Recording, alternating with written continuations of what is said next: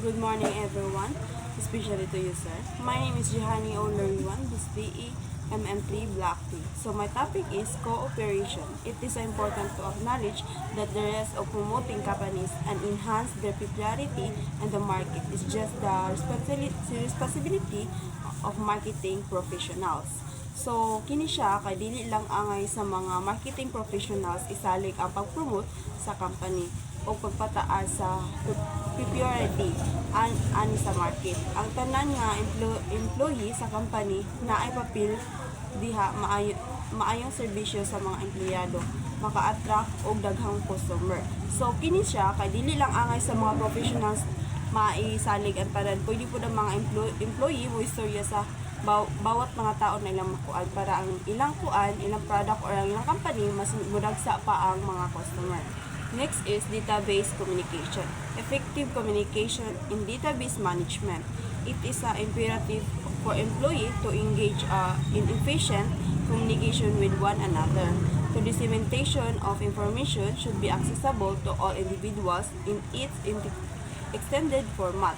So kani kini siyang database communication, importante ang efficient nga communication sa database management para tanang employee makasinabot dapat klaro ang pagkaistorya bahin sa database sama sa unsa nga mga kasabutan nga gihimo unsa ang mga problema na ma-encounter. So diri ang makuan kung istoryahan dapat para ang solution na ay makuan pud sa ubang tao, may bawaan pud nila para diri ang makuha ang gi-implementar.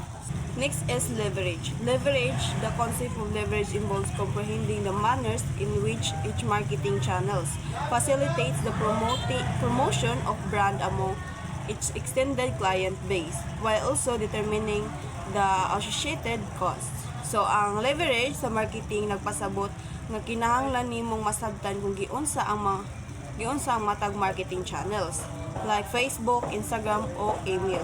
Makatabang sa pag-promote sa imong brand na imong target nga mga customer. Example, kung ang imong target nga customer mas daghan sa Facebook kaysa sa Instagram o mas barato ang pag-advertise sa Facebook. So, dira ka mag-focus sa Facebook para daghan ang imuhang makuan na customer. Next is profitability. Profitability is a contingent upon the ability of a plan or idea to create supplementary revenues for the firm. All functions and processes within a business must contribute to a financial performance. So kaning profitability nagdepende sa abilidad sa usa ka plano o idea nga makamugna og dugang kita para sa company.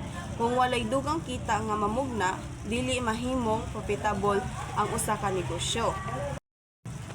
Next is kaning importance of integrated marketing communication. Integrated marketing communication is a crucial component of effectively disseminating brand messaging to our broader target audience. So kining integrated marketing communication is importante kaayo pagpadayon sa mensahe sa usa ka brand ngadto sa mas daghang audience. Naay example sa IMC kaning paglig-on sa brand awareness, pinaagi sa paggamit sa lain-laing channels, mas daghang tao makita ug makaila sa imong brand. Next is integrated marketing communication tools. Integrated marketing communication tools encompass the integration of diverse marketing techniques, including advertising, web marketing, public relation activities, direct marketing, and sales campaigns. The purpose of utilizing these tools is effectively promote brands by ensuring that consistent message of disseminated to a broader target audience. So, ang IMC tools mao ang mga pamaagi ug mga instrumento nga ginagamit sa company aron mapalambo ang ilang mga products o serbisyo. Sa usa ka paagi nga mauna pod ang ilang tradisyon nga sama sa advertising sa TV o radyo hangtod sa mga digital nga pamaagi sama social media marketing and email campaigns. So kaning integrated marketing communication is lahi siya sa integrated na isa na akong i-discuss. So, kini sila kay nagakuan lang ni siya og email or mga tawag. Next is advertising. Advertising is a method of communicating with product or service user. Advertisements are messages that are paid for by the sender and extended to informer pressured those who receive them. So, ang advertising kay isa ka important nga pamaagi alang ang mga negosyo aron makasulti sa mga potential nga customer. Kabalo naman ta ani kung unsaon ang pagstorya para sa atong i-advertise maupod ang pagdungag sa ilang sales o pagtukod og brand awareness. So dali na mo jud kay ni sa atoa ang advertising na ni siya ka daghan na jud sa atoa. Makita na ginahalos ni unsaon ang mga advertise para ang ilang product mas mudaghan labi na sa mga customer kung saon nila pag dala na. Next is sales promotion.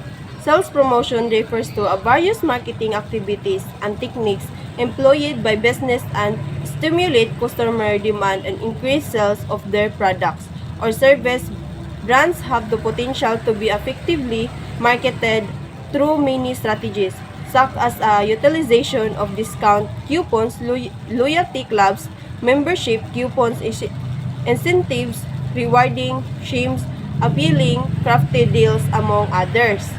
So, kining sales promotion, ang sales promotion kay ang pamaagi sa ginagamit sa mga company aron madani ang mga customer nga mupalit dayon sa ilang product o serbisyo. So, kaning sales promotion, mag-promote lang gud kag mga product na ilahang ginasugo sa inyo ha.